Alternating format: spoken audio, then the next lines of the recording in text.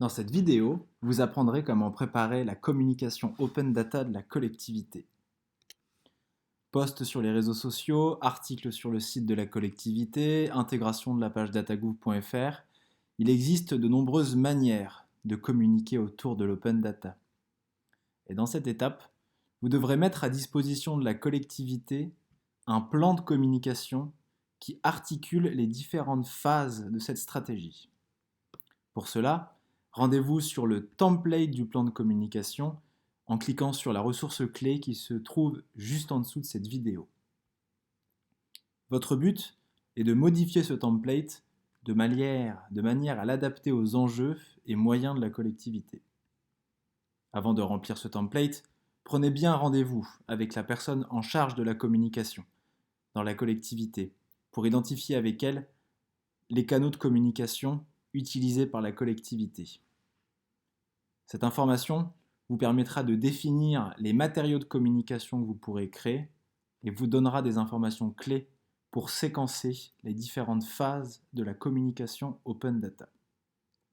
Et donc à ce moment-là, quand vous aurez ces informations, vous pourrez vous rendre sur le template de plan de communication.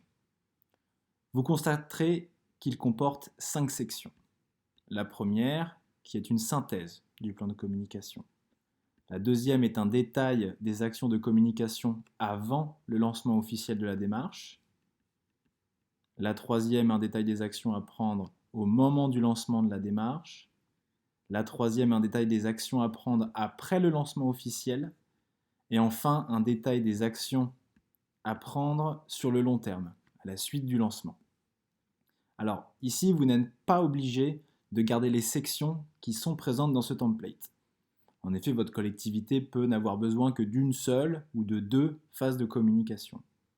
Gardez simplement en tête que pour les sections que vous garderez, il s'agit d'imaginer à chaque fois les activités de communication nécessaires et le matériel de communication correspondant à ces activités. Et aussi, n'oubliez pas d'indiquer à la fin dans la synthèse le but final, les objectifs de la communication et les stratégies à mettre en place pour les atteindre.